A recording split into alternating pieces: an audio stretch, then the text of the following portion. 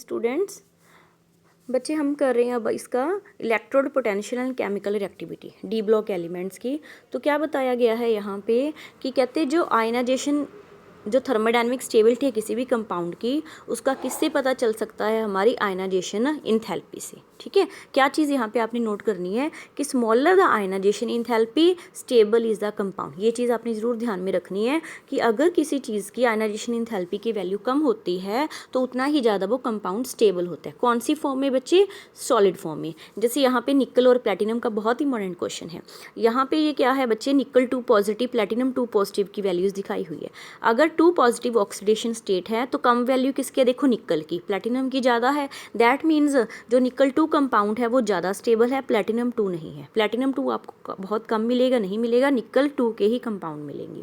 फिर अगर 4 की बात करें, 4 निकल 4 ऑक्सीडेशन, प्लेटिनम 4 ऑक्सीडेशन की बात करें तो क्या है? प्लेटिनम की वैल्यू कम है और निकल की वैल्यू क्या है? ज़्यादा। दैट मीन्स प्लेटिनम के आपको 4 ऑक्सीडेशन के कंपाउंड मिलेंगे, निकल के नहीं मिलेंगे। ये देखो यही बताया है, प्लेटिनम 2 के कंपाउंड स्टेबल नहीं है, प्लेटिनम 4 के कंपाउंड स्टेबल है। जैसे हमें K2PtCl6 तो मिलता है, अगर यहाँ पे आप ऑक्सीडेशन नंबर निकालोगे तो प्लेटिनम का कितना आएगा बच्चे? यहाँ पे 4। बट निकल का ऐसा कंपाउंड आपको नहीं मिलेगा। क्यों नहीं मिलेगा? क्योंकि प्लेटिनम की ऑक्सीडेशन स्टेट इसमें क्या है? हाँ जी बच्चे, तो ये वाली जो चीज़ थी ये तो थी सॉलिड फॉर्म में। बट अगर आप लिक्विड फॉर्म की बात करेंगे तो लिक्विड में अगर आपने स्टेबिलिटी का पता लगाना है तो 3 चीज़ों के ऊपर डिपेंड करती है इलेक्ट्रोड पोटेंशियल। किसके ऊपर डिपेंड करती है? इंथैल्पी ऑफ सब्लिमाइजेशन, आयनाइजेशन इंथैल्पी और हाइड्रेशन इंथैल्पी। इन तीनों के सम के ऊपर डिपेंड करेगी। मान लो आपके पास कोई मेटल है, ठीक है, वो लिक्विड फॉर्म में है और उसने अब आयनाइज होना है, एक्वस फॉर्म में बनाना है, तो तीनों इंथैल्पीज के सम के ऊपर डिपेंड करेगी। पहले वो मेटल है, मेटल से क्या बनेगी? सॉलिड से गैस बनेगी, तो जो इंथैल्पी रिलीज होएगी वो होएगी इंथैल्पी ऑफ सब्लिमाइजेशन। अब वो गैस से उसने इलेक्ट्रॉन डोनेट कर दिया, इलेक्ट्रॉन दे दिया, तो अब कौन सी एनर्जी आ गई? आयनाइजेशन। अब उसके बाद वो एक्वस फॉर्म में चली गई, एक्वस बन गई, तो कौन सी इंथैल्पी आ गई? Enthalpy of hydration. अब इन तीनों के सम के ऊपर डिपेंड करेगी वैल्यू के ऊपर कि आपके पास जो वो मेटल है वो स्टेबल है या नहीं है। The total enthalpy change solid metal जब आप एक्वस फॉर्म में लेके आते हैं तो वो क्या होती है? Total enthalpy. और इसको आप एक साइकिल के थ्रू भी रिप्रेजेंट कर सकते हैं। इस साइकिल को हम क्या बोलते हैं बच्चे? Born-Haber cycle. ठीक है, जिनकी स्टेबिलिटी ऑफ क्या लिखा है देखो, इलेक्ट्रोड पोटेंशियल मतलब क्या लिखा है? मेज़र है जिससे हम पता लगा सकते हैं किसी भी कंपाउंड की स्टेबिलिटी अलग अलग ऑक्सीडेशन स्टेट में। कैसे पता लगा सकते हैं? On the basis of electrode potential. Lower the electrode potential, lower the electrode potential that is more negative, मतलब जितनी ज़्यादा वैल्यू नेगेटिव होगी इलेक्ट्रोड पोटेंशियल की, रिडक्शन पोटेंशियल की, उतना ही वो ऑक्सीडेशन स्टेट क्या होगी? इसकी स्टेबल होगी। ये ध्यान में रखना, जितनी ज़्यादा नेगेटिव वैल्यू होएगी उतना ही ज़्यादा वो कंपाउंड क्या होएगा? आपका स्टेबल होएगा। उसके बाद नेक्स्ट हमारे पास आ जाते हैं, ये जो ट्रेंड थोड़ा बहुत हमने ध्यान में जो चीज़ें देनी है क्वेश्चंस की, ये फर्स्ट 2 पॉइंट्स आप रीड कर लेना। मेन यहाँ पे आपका क्वेश्चन एक इवॉल्व हो रहा है कॉपर। कॉपर का जो है बच्चे यूनिक बिहेवियर है। क्यों है यूनिक बिहेवियर? क्योंकि कॉपर की जो वैल्यू है बहुत ही ज़्यादा क्या आती है? पॉजिटिव। बाकी तो सारों की ज़्यादातर नेगेटिव है, कॉपर की हमने पहले भी किया ना 3.34 आती है, पॉजिटिव वैल्यू है। तो पॉजिटिव वैल्यू के कारण इलेक्ट्रोड स्टेबिलिटी नहीं हुई, तो ये जो है हाइड्रोजन गैस को लिबरेट नहीं करती। देखो क्या लिखा हुआ है, क्या है? Only metal having the positive value, copper के पास ही पॉजिटिव वैल्यू होती है, so it does not liberate hydrogen gas from the acid. ये एसिड में से हाइड्रोजन गैस को लिबरेट नहीं करती। ये सिर्फ किसके साथ रिएक्ट करेगी? जो स्ट्रॉन्ग एसिड होते हैं, nitric acid HNO3 and sulphuric acid, वही जो 2 स्ट्रॉन्ग हैं एसिड, इनको मतलब इसके साथ ही रिएक्ट कर सकती है, रिड्यूस्ड कर सकती है। तो क्यों कर सकती है? क्योंकि इसका जो सम है वो पॉजिटिव आता है। Sum of enthalpy of sublimation and ionisation is not balanced by the enthalpy of hydration. ये रीज़न है। अब तीनों वैल्यूज़ थी तो इन दोनों का जो सम है सब्लिमेशन और आयनाइजेशन का, उसको जो हाइड्रेशन वाली वैल्यू है वो बैलेंस नहीं कर पाती। टोटल जो वैल्यू आती है वो क्या आती है? पॉजिटिव आती है। ठीक, फिर उसके बाद हम ये क्वेश्चन है बच्चे, मैग्नीज, निकल एंड जिंक, ये बहुत ही ज़्यादा स्टेबल है नेगेटिव फॉर्म में। कौन कौन सी फॉर्म में? देखो आप बात करो, मैग्नीज 2 की फॉर्म में स्टेबल है क्योंकि यहाँ पे कॉन्फ़िगरेशन आ जाती है D5। उसके बाद जिंक भी 2 पॉजिटिव की फॉर्म में स्टेबल है क्योंकि कॉन्फ़िगरेशन आ जाती है D10। निकल भी एक्सेप्शनल स्टेबल है, क्यों होता है? Due to the high negative value of hydration, क्योंकि निकल के केस में हाइड्रेशन की इंथैल्पी बहुत नेगेटिव है। ये क्वेश्चन है, ये पॉइंट्स आपने अच्छे से नोट करने हैं, ये याद करने हैं, और ये वाला। फिर अगर हम बात करें 3 ऑक्सीडेशन और 2 ऑक्सीडेशन स्टेट का। तो जो स्कैंडियम है, स्कैंडियम की 3 वाली ऑक्सीडेशन ज़्यादा स्टेबल है 2 के कंपैरेटिव, क्योंकि ये 3 इलेक्ट्रॉन डोनेट कर देती है, तो उसके पास कन्फिग्रेशन आ जाती है नोबल गैस की।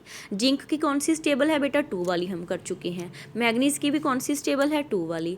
आयरन की अगर आप बात करोगे तो आयरन की भी कौन सी स्टेबल है, 3 वाली, क्योंकि आयरन अगर 3 इलेक्ट्रॉन डोनेट कर देता है तो कॉन्फ़िगरेशन कौन सी आ जाती है, D5।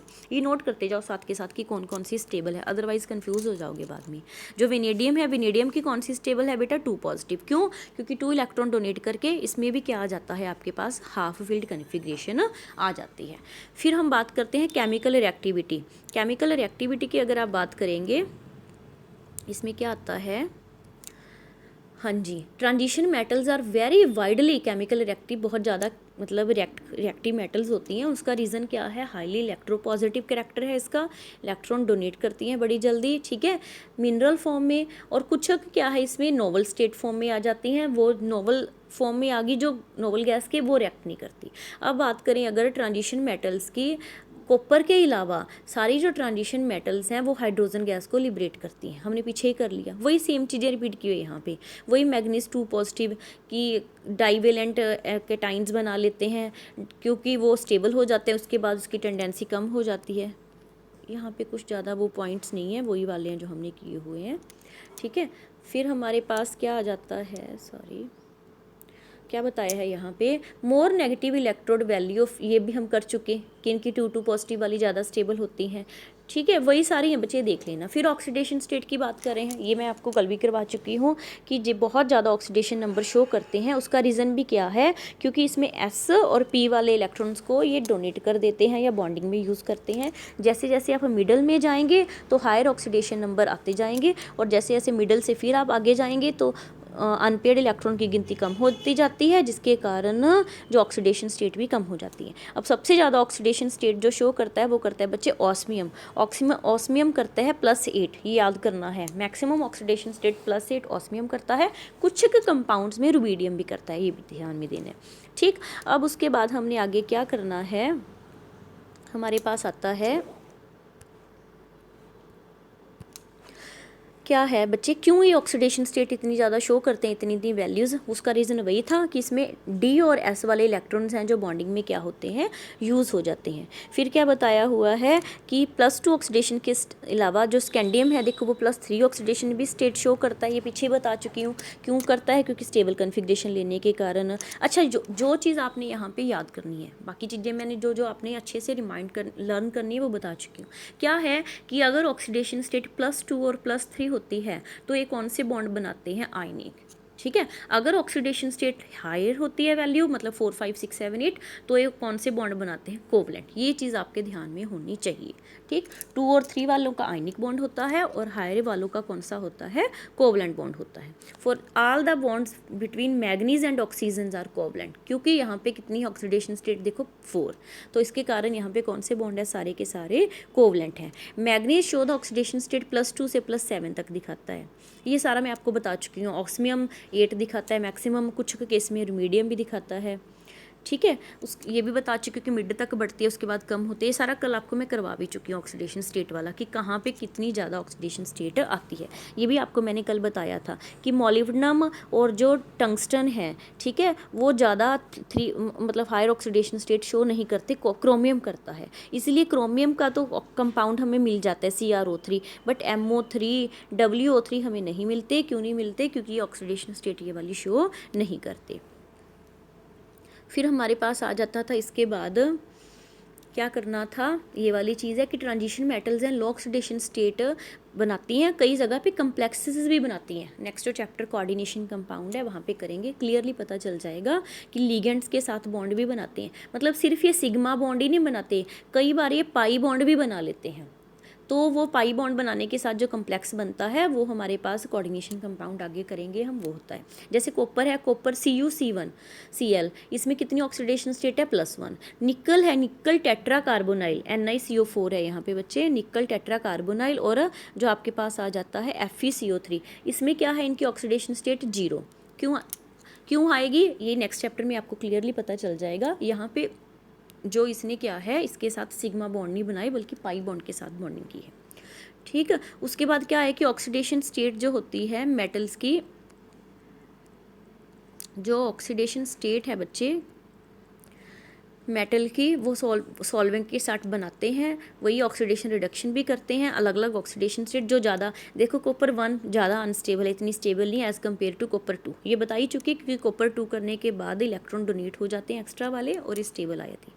ये देखो दिखाया हुआ इलेक्ट्रोड पोटेंशियल की वैल्यू, ठीक है। हमने पहले भी कर लिया, जितनी कम वैल्यू उतनी ज़्यादा स्टेबिलिटी होती है। तो ज़्यादा वैल्यू, जो लोअर वैल्यू कब आती है, ये 0.52 से 3.4 ज़्यादा कम है पॉइंट वाली, तो इसलिए कॉपर 2 पॉजिटिव ज़्यादा स्टेबल है। उसके बाद दो ऑक्सीडेशन स्टेट है ट्रांजिशन मेटल की, वो डिपेंड करते हैं कंबाइनिंग एटम के ऊपर भी, कौन सा मेटल एटम उसके साथ कंबाइन करता है। अब जैसे ज़्यादातर जो ऑक्सीडेशन स्टेट्स हैं, जो हायर ऑक्सीडेशन स्टेट्स किसके साथ शो करते हैं बच्चे, with the fluorine and the oxygen. Why? क्योंकि फ्लोरीन और ऑक्सीजन का स्मॉल साइज होता है और ये बहुत ही ज़्यादा इलेक्ट्रोनेगेटिव होते हैं। ये चीज़ आपने ध्यान देनी है, ठीक है। ज़्यादातर जो कंपाउंड्स हैं वो किसके साथ बनते हैं, इसके ऑक्सीजन के साथ, और किसके साथ बनते हैं, फ्लोरीन के साथ, ठीक। उसके बाद फिर नेक्स्ट आ जाता है हमारे पास ट्रेंड, अगर बात करें हैलाइड के, यही है फ्लोरीन, क्लोरीन, ब्रोमीन, आयोडीन, तो बता ही चुके हैं। सबसे ज़्यादा जो कंपाउंड किसके साथ बनाते हैं, ये फ्लोरीन के साथ और क्लोरीन के और ऑक्सीजन के साथ। तो हाईएस्ट ऑक्सीडेशन नंबर है +4 टाइटेनियम का आता है, +7 मैग्नीज का, वही सारी चीज़ें बताई है इसमें। बताया मीन क्या है कि हाईएस्ट ऑक्सीडेशन स्टेट है जो ज़्यादा स्टेबल किसके साथ है, यहाँ पे फ्लोरीन के साथ। This is due to the either higher lattice energy होती है, देखो कोबाल्ट का भी इसके साथ ज़्यादा स्टेबल है, वेनेडियम का भी, कोबाल्ट, ठीक है, क्रोमियम का भी। वेनेडियम डायरेक्टली भी कंबाइन कर सकता है 5 फ्लोरीन के साथ, ठीक है, और हाइड्रोलिसिस करके बाद ये कंपाउंड्स बताएं, और कुछ नहीं है। कॉपर है, कॉपर भी देखो आयोडीन के साथ भी बना सकता है। कॉपर 1 पॉजिटिव से स्टेबल होके क्या बना देता है, कॉपर 2 पॉजिटिव बना देता है। ग्रेटर स्टेबिलिटी है कॉपर 2 पॉजिटिव की बन के कंपैरेटिव, वो क्यों था मैं बता ही चुकी पीछे, नेगेटिव इंथैल्पी, मतलब इसकी जो इंथैल्पी की वैल्यू कम आ रही थी, 2 की आ रही थी 0.34 और 1 की आ रही थी 0.52। फिर आता है stability of higher oxidation state of transition metal oxides, मतलब अगर ऑक्सीजन भी हो और आपके पास क्या हो साथ में हेलोजन्स भी हों, तब की बात करें तो ये वाले सारे बताए हैं मेटल के ऑक्सीजन के साथ, मेटल ऑक्साइड के साथ। हायर ऑक्सीडेशन स्टेट है बेटा is same that of group number 7, मतलब सेम ही आते हैं। मैक्सिमम जो ऑक्सीडेशन स्टेट है वही सेम। आयरन की कितनी आएगी, 3, ठीक है। आयरन हैज़ ऑक्सीडेशन स्टेट +6 भी हो जाती है, ठीक है, बट वो क्या होता है, बहुत जल्दी ही क्या हो जाता है, डिकम्पोज हो जाता है। मेन यहाँ पे ये चीज़ ध्यान देनी है आपने।